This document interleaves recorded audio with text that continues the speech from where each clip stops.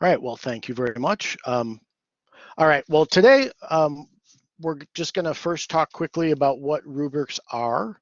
Okay, then we'll then go into some of their components, explain a little bit about that, and then we'll go into more of the how-to stuff, how to create a rubric in Blackboard, attach it to an assessment, use it for grading and things like that.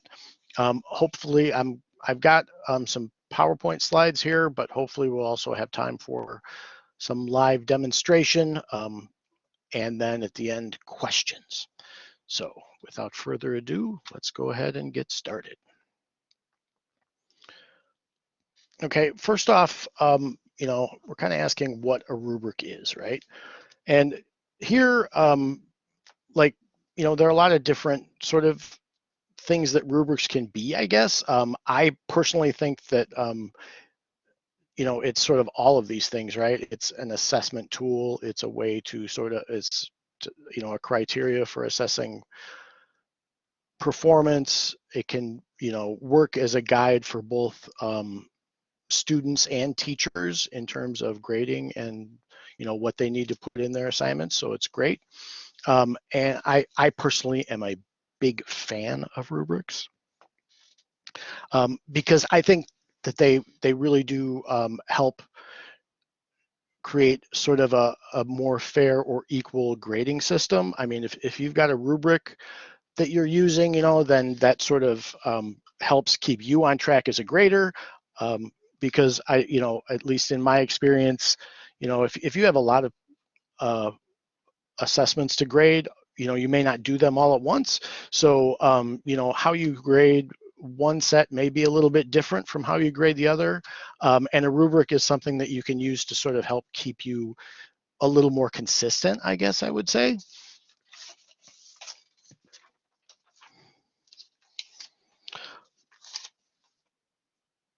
But moving on. Okay, so the next question is, right, why do we use rubrics? Okay. So for faculty, as I already mentioned, that it can create a more objective and consistent grading for your students. The other good thing about it is, right, is if you have graduate assistants who are helping you, or other people who are helping you with grading, or multiple people who are all grading assignments, it's a way to get things sort of consistent across the board, make sure everybody's assessing things in a like manner. Another great thing about rubrics is it's a great way to tie your performance criteria to the program objectives, right? This helps you to ensure that you're focused on your learning goals. My favorite thing about the rubric is that I think it's a time saver, because it makes grading a little more efficient. One thing, at least when I was grading papers and stuff like that, I tend to sort of want to assess everything, and having a rubric that tells me, no, you're just concentrating on assessing these particular areas, really did save me a lot of time. And finally, it's a great record of your evaluation. So, in the event of a grade appeal or something like that, you do have a written record of why, that you gave that particular grade or whatever to that student. So those are just some reasons for faculty to use rubrics.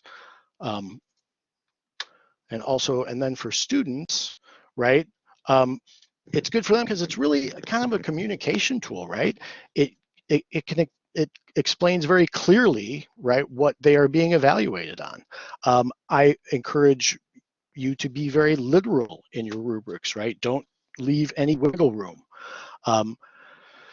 It also ensures, and it ensures fairness in grading, like I said, because it keeps the graders consistent, but it also then, by communicating clearly what students are being evaluated on, it also sort of shows students that they are being assessed fairly, right? That there's no, that there aren't going to be, some people get better grades just because, they hit the teacher in a better mood or whatever.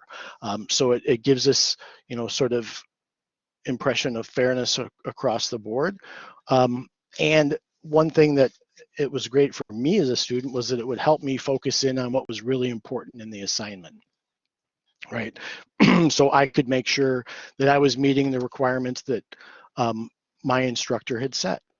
And again, this turns out to be a time saver, right? Because instead of worrying about something that you're not going to be assessed on or that isn't being evaluated, you can focus on the more important aspects of the assessment. Right. Just want to pause for a second. Does anybody have any questions? All right, I'll take that as a no. So now let's just move on to our rubric components. And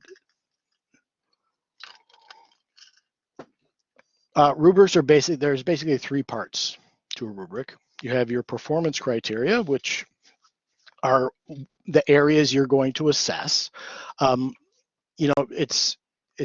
You sort of break that down to you can call it the essential components. But I think one thing that I mentioned earlier, but it's important to remember, you cannot assess everything. And so, stating what performance criteria you're going to be assessing in your rubric is a great way to keep both you and students focused. Then you have your levels of performance, and this is basically just a scale. In Ultra right now, there are only percentages or percentage range rubrics. So you're going to have to use percentages in Ultra. They are telling us that points-based rubrics are on the roadmap and are in development, but they have not given us a timeline. We're hoping it's going to be soon. But it's a good idea to keep, your levels of performance. I mean, you don't want to have too many of them. And then finally, you've got your descriptors.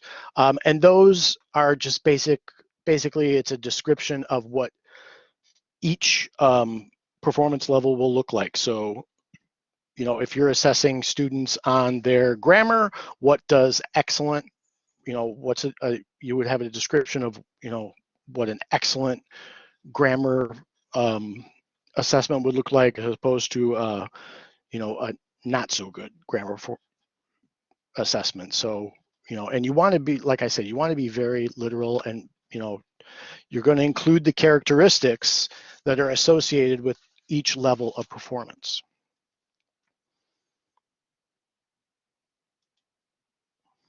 So, generally rubrics are laid out like a grid, right, or a matrix. And essentially, so you'll start with your rows, which correspond to your performance criteria. So, and these are broad areas, right? For example, like critical thinking, or wait, where am I at? Oops, I'm lost. As you can see, support, you could say, your grammar, spelling, things like that. And then across the top, each column then corresponds to a different level, right? So as you can see across the top here, let me grab my little hand. You've got your different levels of performance. This is just a simple 4x4 grid. You can have as many as 10 by 10 in the rubric in Ultra, but I would say that that's really a lot. I mean, if you have a big involved assignment, that might be appropriate, but I would say try to limit your rubrics to 4 or 5, maybe tops, just to keep it manageable for students. And then finally, each of these intersections then has a cell, and that is where you're going to have each particular description of what that performance level looks like for that criteria. Pretty simple. I'm sure you've all seen this before.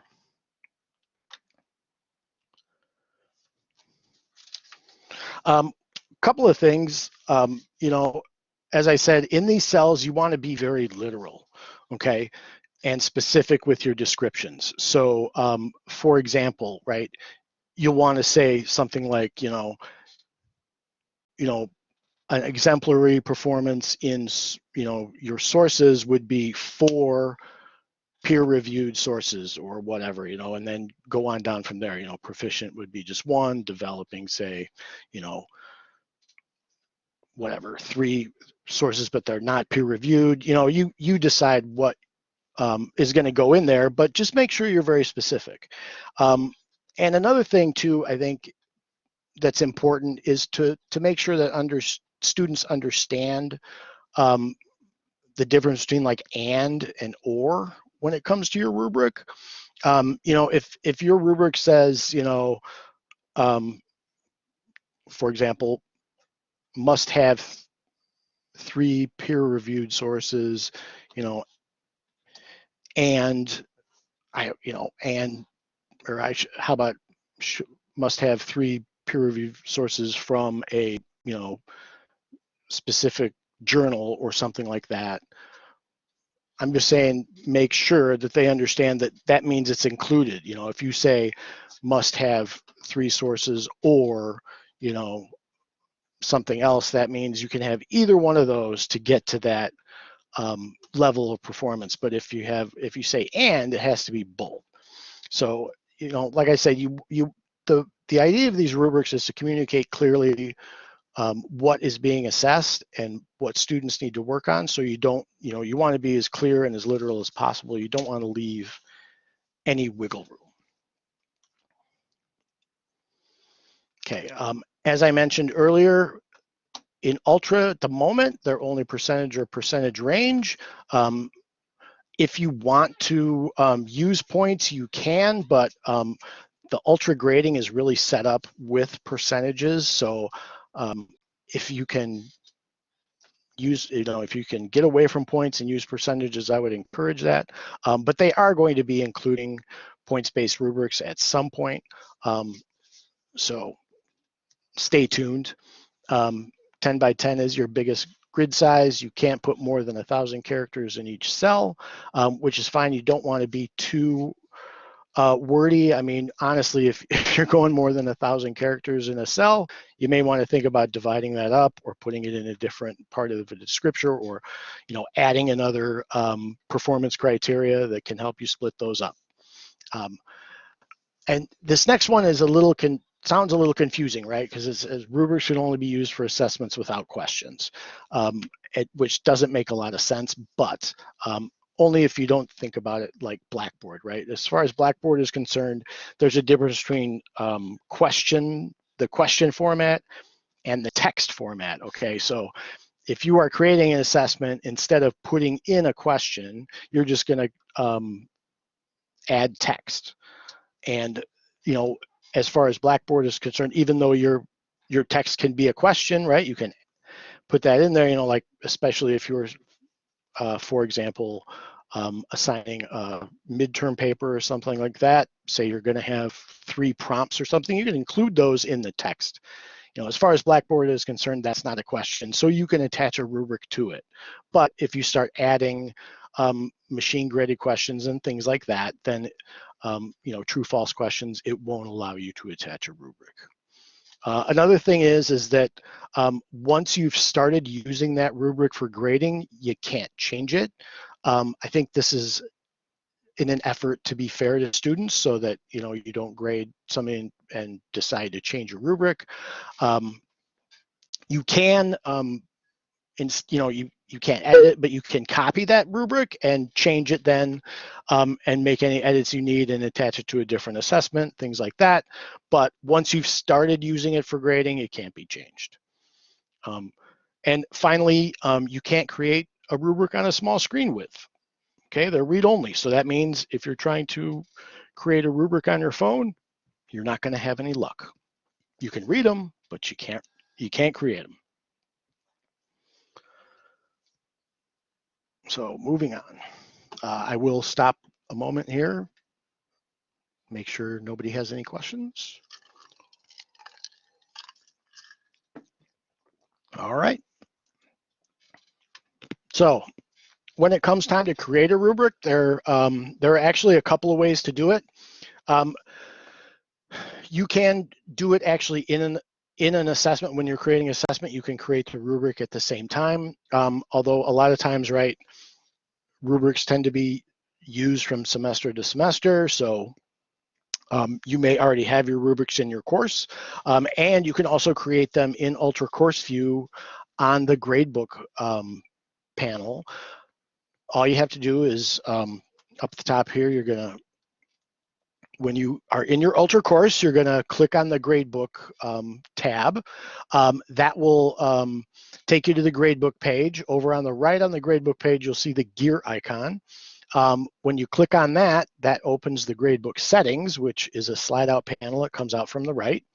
And there's quite a few things in the gradebook settings, so you're going to have to actually scroll down, and you'll see where there's a create new rubric section, or a create new rubric tab, I should say, and below that you'll have any rubrics that you already have in your course.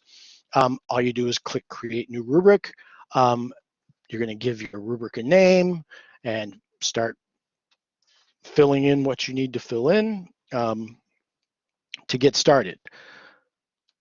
So once you have your rubric named, right? So like here, I've called this my discussion board rubric, okay? I think it starts in a 3x4. So if you want, and I can't remember off the top of my head exactly, but we'll show it in the live demonstration in a moment. But a couple of things, and you see this all over Ultra, right, is this plus icon here. If you want to add a row or a column to your rubric to increase the amount of cells, you're gonna basically hover between your rows or columns, wherever you want to place your new row or column, and click the plus icon. It will just add a new row or column. Okay, it will be empty, so you'll need to edit that. You can edit your cells and your column headers and stuff just by clicking, or excuse me, by hovering over them, and you'll see a pencil icon pop up. If you click the pencil icon, you can edit. Also, sometimes you'll see a trash can icon that allows you to throw something away. You will not see a trash can in a cell, I don't believe, but you'll just see them in the rows and columns. So like if you want to remove a row or column from your rubric, you can do it that way. And always, always, always remember to click save, because if you don't, it will not save your changes. So you will lose any of your work.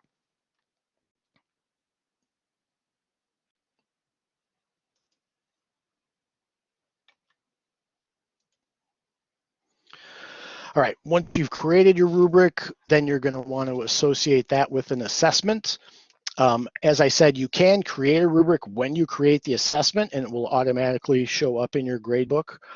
But generally, people already have their rubrics. So if you've got them in there and they're all created, and for example, if you copy your course in from a previous semester, it will bring the rubrics with it.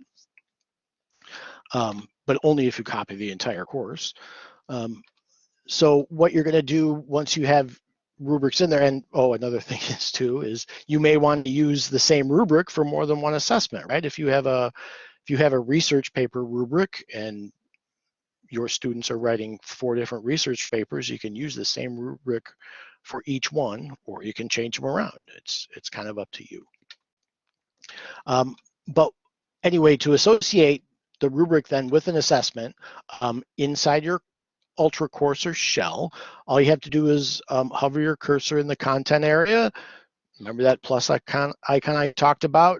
That pops up. You click create to create an assessment. I don't know how familiar all of you are with Ultra, but when you're creating an assessment, you can either click on assignment or test.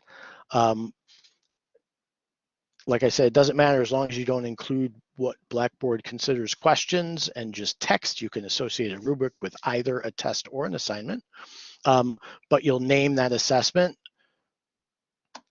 Once you've done that, you'll click the gear icon, and The gear icon is another one that shows up in Ultra a lot. This time when you click the gear icon though, instead of opening the gradebook settings, it's going to open the assignment settings. And then you'll scroll down to the tools, you'll add a rubric. And what that'll do is it'll pop up all your rubrics. All you gotta do is click on it. Click on that icon next to the rubric you wanna add, right? Because we see that plus icon always adds something, and click done. It's as easy as that.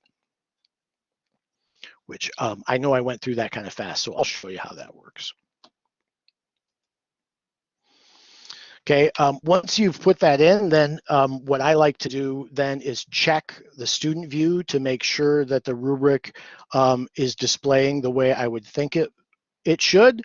So again, from inside your Ultra Courser shell, once you've had associated the rubric with the assignment, you're going to make sure that assignment is visible to students. You're going to click the student preview, which has that little, looks like a little eye with arrows icon that's in the upper right of your Ultra course, and click Start Preview. Once you're in the student preview, you will see this this little guy up here that kind of tells you you're in student preview, that little purple face. You'll just want to find the assignment, click it to open, and then where it says on the assignment details, you'll click where it says this item is graded with a rubric.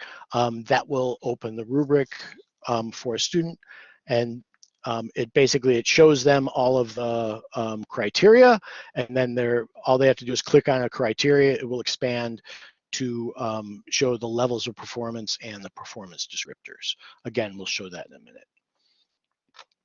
Now, after you've done that, what you can do then is from your student view then, while you're still in student preview, you can click on View Assessment, and you can actually submit a file to the assessment, right? That you can then check the grading view. So if you click on View Assessment and submit a file, submit as a student, then you'll go out and you come up to here and click on these three dots, and what you'll select is View Gradebook, which will, so right here, click the three dots and View Gradebook, which will take you to the gradebook view. You can navigate to that assignment and click it to open the grading workflow. Find where your preview user submission is and click that to open. And when you click rubric in the grading panel to grade, what you'll see is kind of this example I have over here on the right. This is just one performance criteria that's opened. If you scroll down, you'll see the rest, and you can see this little chevron over here is how you can expand or contract these levels of performance. This is what you will use then. All you have to do is click on whichever level of performance you think that the assessment meets. And this is the part that one of the reasons they call this interactive is because you can actually now in Blackboard Ultra add feedback for each criteria. So that means that, when you are, giving feedback on critical thinking, you can specifically address the critical thinking part of the assignment. You don't have to sort of include that as your general feedback. So, you can be really focused with it. And, this is going to be helpful for students because then they're going to, have a better idea of what they need to do to improve, what they're doing right, that type of thing. Okay, but you can enter the written feedback, and then all you have to do is click the next criteria to continue grading. Your changes are saved automatically. The one thing I will warn you about this is that it is possible to, like if you don't complete the rubric, if you don't select a performance or a level in each of the performance areas,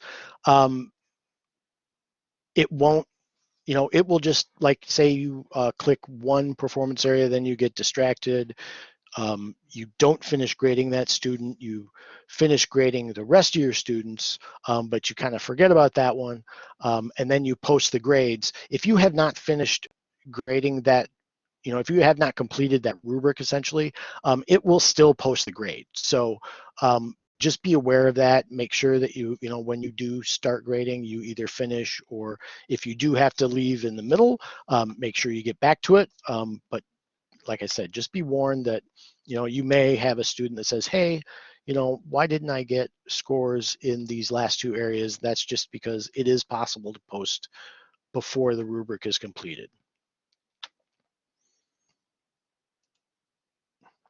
Okay, so as I said, once you've started using a rubric for grading, you cannot change it or edit it in any way, but you can make a copy of that rubric and change it that way, because once you've made a copy, it's considered kind of like a brand new rubric.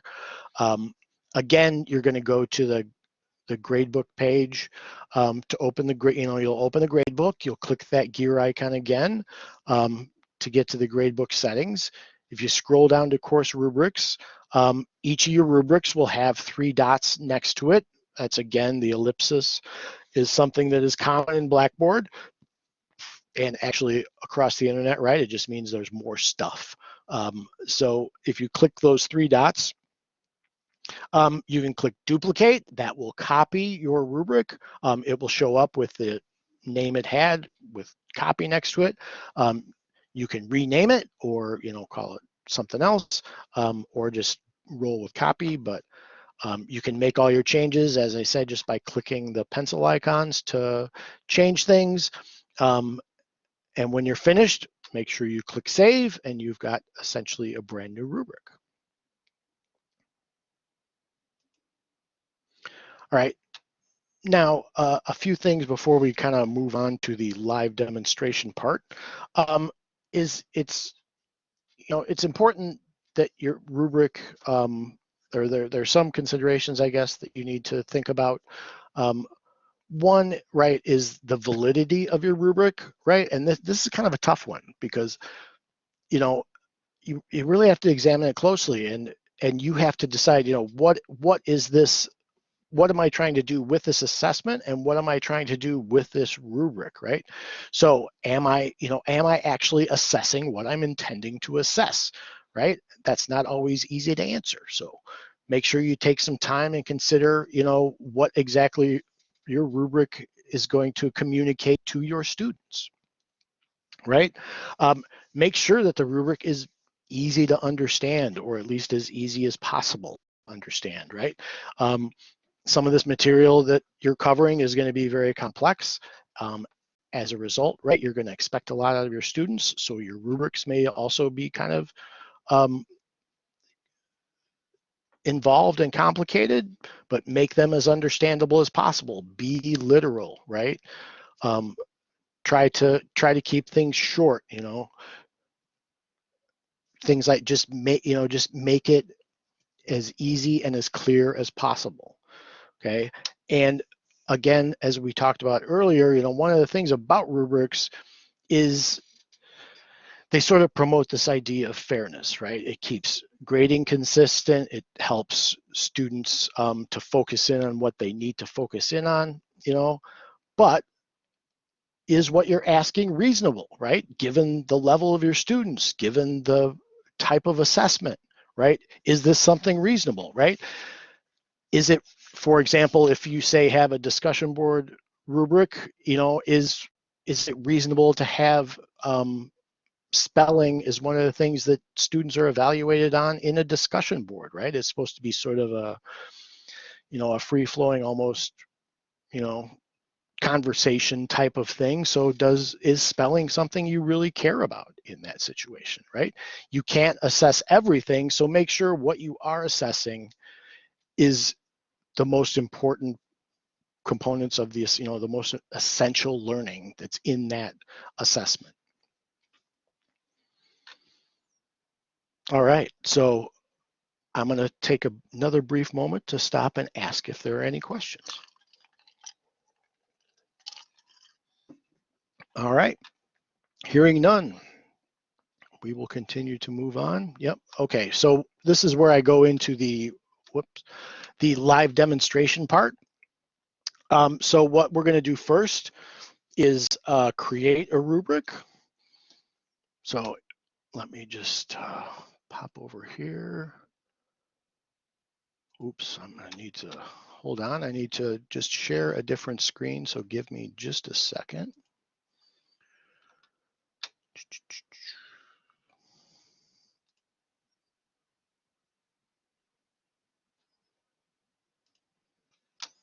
Here we go.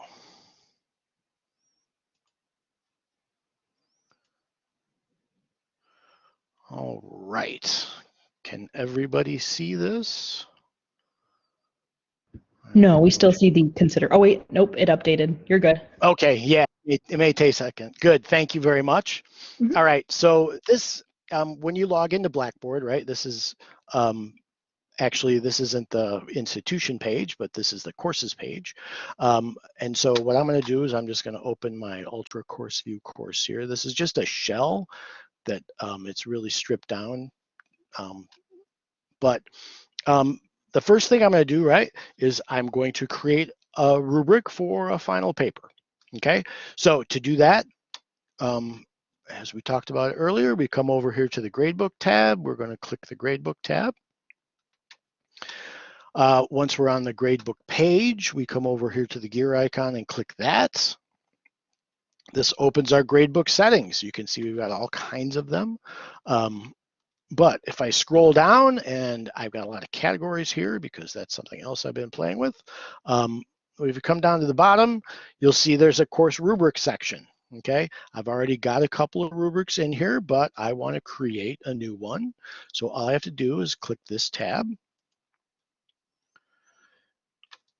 And it automatically prompts you to name your rubric right away.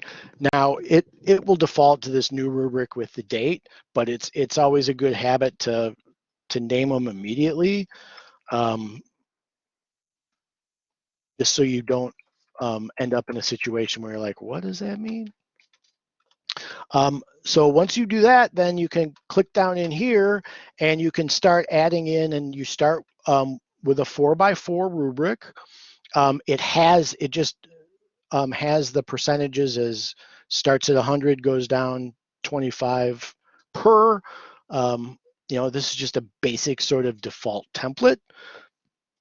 If you want to add a row, you can add that again by scrolling in between, or excuse me, columns.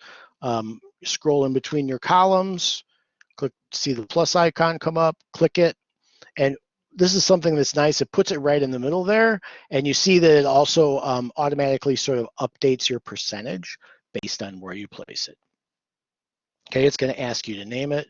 I'm going to say not so good. Something to put in there. Let's say I want to add, and then all you have to do is click out of it. Okay. To update your descriptors or your cells, you're just going to hover over the cell. You'll see that pencil icon come up. You're going to click that, and that allows you to start entering your descriptor. And I'm just going to put some text in there. And you can also, if you want to change your percentages, you can do that. I'm not going to do that now just because we're doing this quickly. But anyway, once you have your rubric completed, you're going to then click on Save to save your rubric. And if you come back down here, then scroll back down to the gradebook settings, you'll see now that I've got my final paper rubric here. One thing, I mentioned the ellipsis or the 3 dots earlier. Click on that, you'll see you get your options. This is where you duplicate or delete your rubric. But anyway, once you've created the rubric, then you need to create the assignment to go with it, right, to associate with it. So I'm going to come back to the content page. And again, this is one thing I really like about Ultra is your ability to sort of create content where you want it and not have to drag it around like you do in the original version. But I'm going to go ahead and just do this as a test just to show you that you can create or you can attach rubrics to tests or assignments, doesn't really matter. Because here's the important part, right? Oh, let's call this the final paper. Right, and then I do not want to add a question, right? If I try to add a question, let's just add that one. Okay, if I add that and I come here to over to my test settings and I scroll down, you'll see if I click add grading rubric, oh, wow, it's allowing me to do that. It's not supposed to. Maybe they've changed that. Sorry about that. I'm going to cancel out of that. Let's try this again. Maybe it allows you, it might have, they may have started letting you add question or add rubrics to essay questions. If so, that would be awesome. I'll have to check that out more, see if it allows me here. Oh, you know what's going on? I see what I've done. I haven't actually saved this question, so it doesn't actually think it's a question yet. I think if I save this, is it going to let me? Sorry, I'm getting off on a little bit of a tangent here. Huh. Well, that's interesting. Well, I guess I don't know as much as I thought. Anyway, I'm going to cancel out of here. So to add your grading rubric, all you have to do is click on your test settings. Again, this panel opens up, this sliding panel opens up, scroll down, click add grading rubric, and you just click the plus. Once you've got it, you want to make sure you save it. So now you can see here, this grading rubric has the final paper. I'm just going to add some text. See if this lets me add that. Yeah, see, okay. So now that I've got a rubric attached, I tried to add a multiple choice question and it won't let me. So I'm not sure why it was letting me add them before, but like I said, if you have questions from here, any of these ones with the plus icon next to it, you won't be able to add a rubric. But we're just gonna add text.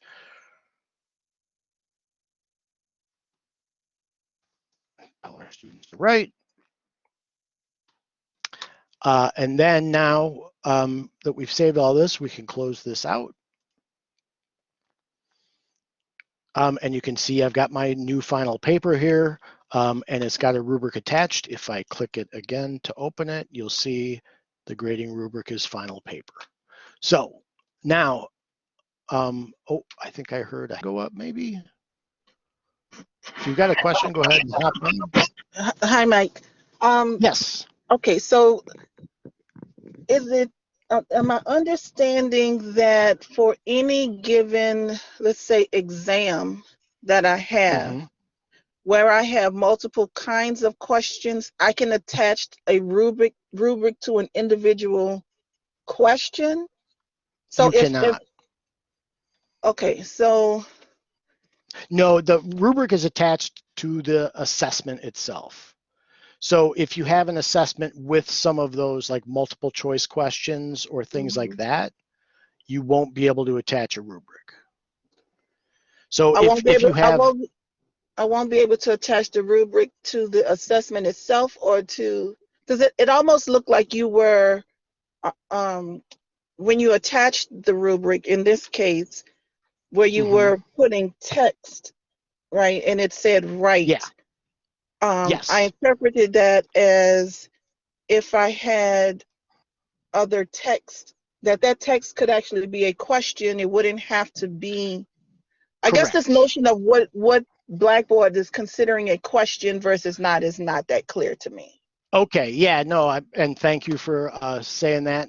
Let me go through that again. If I click this plus icon here and it pulls up these selections for me, and you can see where you've got different types of questions you can add to a test, one of which is an essay question, but most of these are machine graded.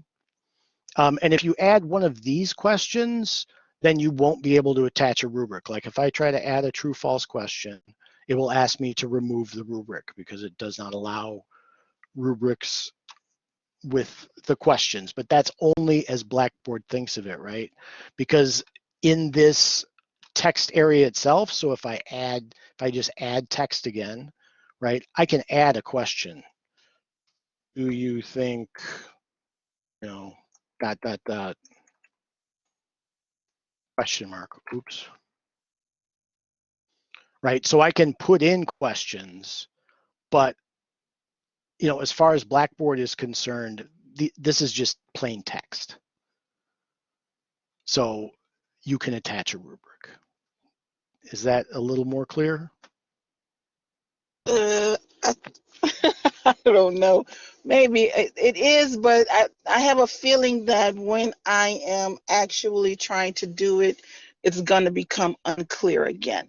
And that's mainly because I envision, generally speaking, I understand it for a paper, right? I get that part. But if I'm giving an exam that has different types of questions, does that just mean I cannot attach a rubric to that exam, and so I'll have to do it manually? That is correct. Myself. Okay. Yep. Okay. I mean, I guess, yeah, I think the reason it does that is because it machine grades all those questions, any multiple choice or anything like that. It grades automatically for you. So I think that's probably why it doesn't allow the attaching of a rubric. I think they should allow attaching of a rubric to an essay question, right? So a student can know, this is what they're looking for. But you could add, I would think, and you would have to add this just sort of as a table. You couldn't add the actual rubric from the grade book. But if in here, if you add a text, you could put in your, like if you had, I don't have one, but like you could paste using this paperclip right here, right? You could attach a Word document that was a table with your rubric on it. So you could do it that way. Okay. But you can't actually attach one from the grade book at that point and use it to grade. You know what I mean? Okay. Thank you. But you can at least communicate what's going to be evaluated. That was a good question. Thank you for asking. All right. So where was I? Oh, I was going to go into. Oops. Save. Give me a second here. That's good enough. All right. So now what I want to do is run through a quick demonstration of how you'll use the student preview. So if I want to preview this before I send it out or before I let students see it, right, I'm going to use the student preview for that. So what I need to do actually is I need to make sure that the assignment itself is going to be visible to students. And then I'm going to click on this student preview here. Start the preview. Yes, I had another question. I heard a hand go up.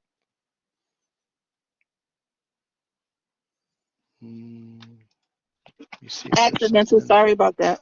Oh, no problem. No problem. So anyway, as a student, you go in and like I said, this is just a shell. It's real stripped down. This is the only thing I have in it. But this is what a student would see, right? They're going to see their final paper assignment. And you can tell I'm in the student preview because I've got my little purple guy. But then what you're going to do then, just if you're previewing, is you're going to click on the assignment, and that opens up this assessment panel, right? And gives you all the descriptions. Like I said, all the student will have to do is click on this item is graded with a rubric to see the rubric. This pulls up the criterion, and because I attached the final paper criterion, I didn't actually have any descriptors in any of them, but you do see that I've got that extra performance level that I added. The not so good level is there, and it's in each one of these. So like, yeah, here's the one where I did add a little text. So what your students are going to see, right, is the level of performance, and then followed by the descriptor. And then over here is the percentage that each one of those carries. So once you've done that, right, you can close out the rubric details. And then just sort of as a final run through, right, let's just go ahead and submit something. So I'm going to view the assessment. Again, I'm still viewing it as a student. Excuse me. You can see it's the final paper. It's asking me to write. What do I think about something rather? So as a student, what I'll do is I'll just come in here and I'll click in here, and that pulls up this text box.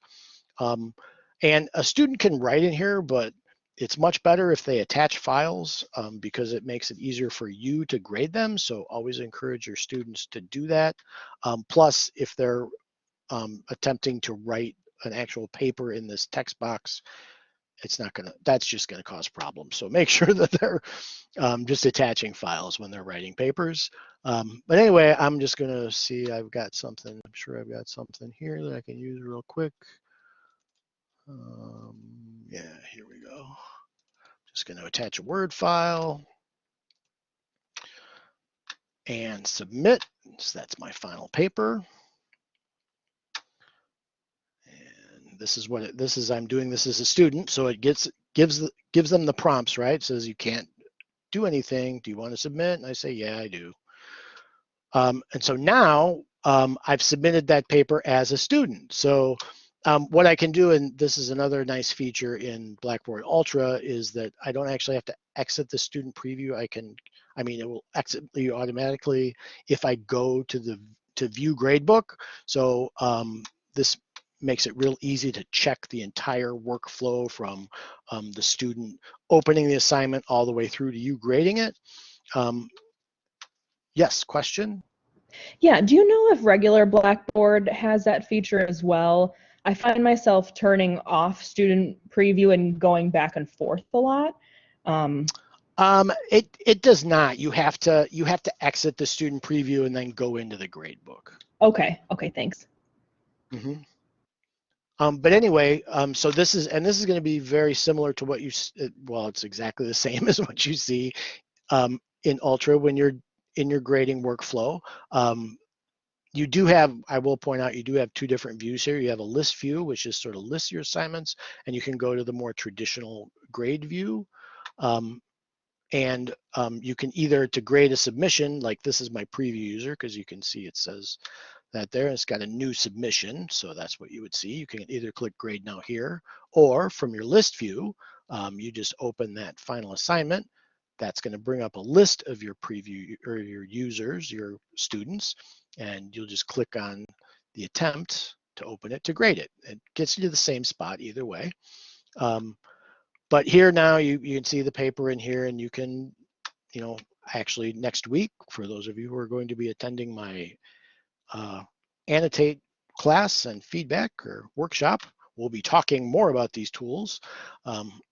But essentially, then all you have to do to grade it, right, is you come up here, click on the rubric. This opens the rubric, and now you can see that I have all my criteria and my different performance levels. So for criteria 1, let's say he's excellent. So all I have to do to grade is click on that. And you can see when you select that, it turns that black. And then you can see the score has started to show up in the grade pill here. So far I've only graded one of them. I'm at 25 out of 100. I can type in here and I can add feedback. Of course, yours is going to be a lot more substantial than mine. And then to move on, all I have to do is click on the next criteria. That's going to open the next set. I select it, add feedback if I want to, continue down, and you can close these two if you want.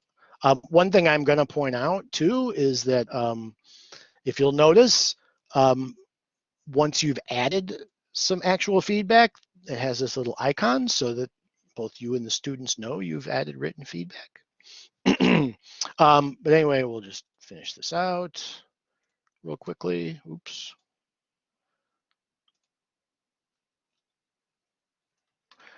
All right, and then as with the grading workflow, then all you come back out of the rubric, you can add some general feedback out here if you want. Click save.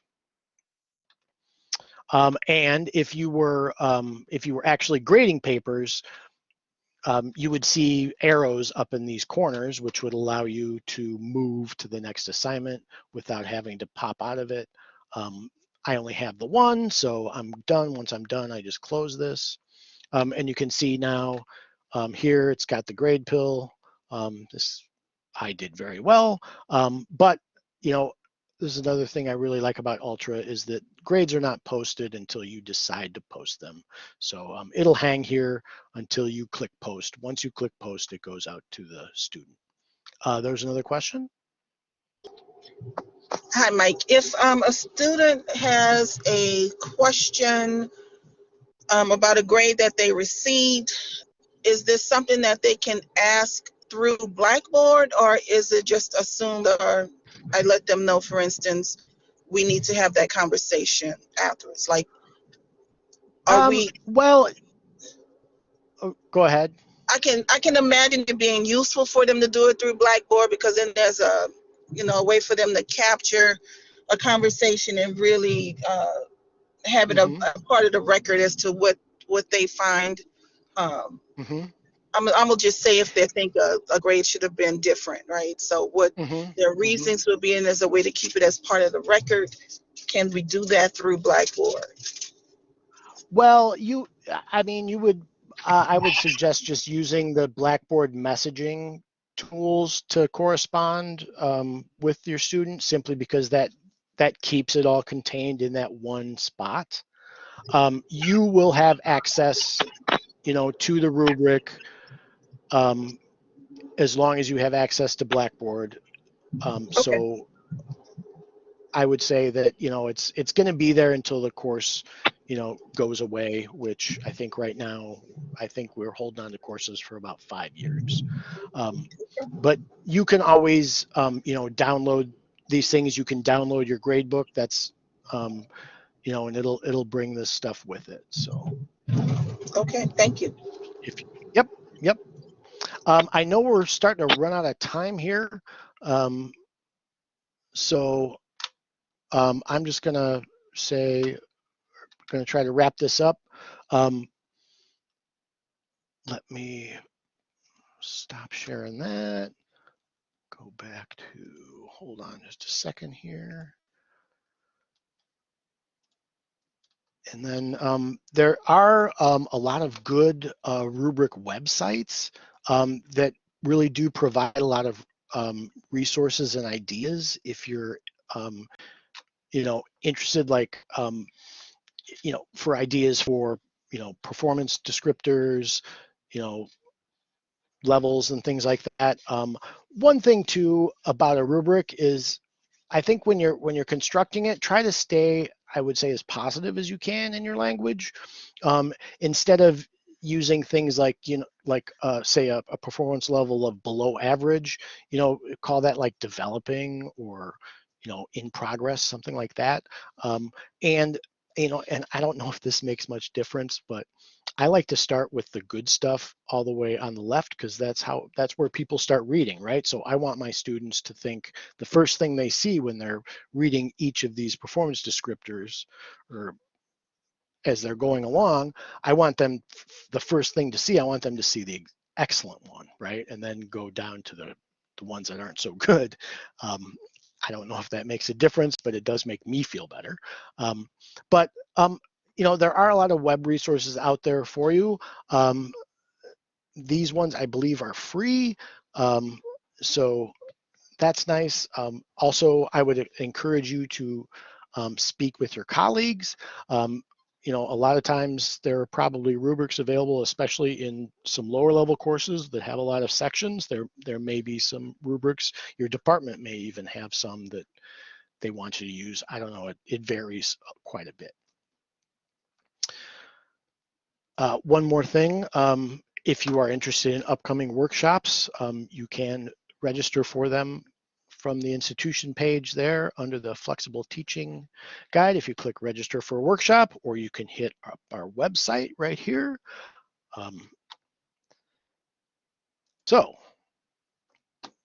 like I said, wow, I'm right on time. So if there are any more questions, please feel free to hop on the mic. If there are not any more questions, I know that we are right up time, so feel free to go. If you do have questions in the future, please feel free to reach out to me directly or to Seidel. Let me go back to my, so you can, there we go. So you can contact me directly. This information will also be included in the thank you email I sent out, which will probably be coming out next Tuesday. So thank you very much. I really appreciate you joining me. I hope this was helpful. If you do have questions or need any help creating your rubrics, feel free to reach out to me or to Seidel. So, but I'll go ahead and hang here I'll hang for a while. If you have more questions, you don't have to run away, but I understand we're at the end of our time, so you're not required to stay. Thank you. Oh, you're welcome. Thank you, Mike. If there is another tutorial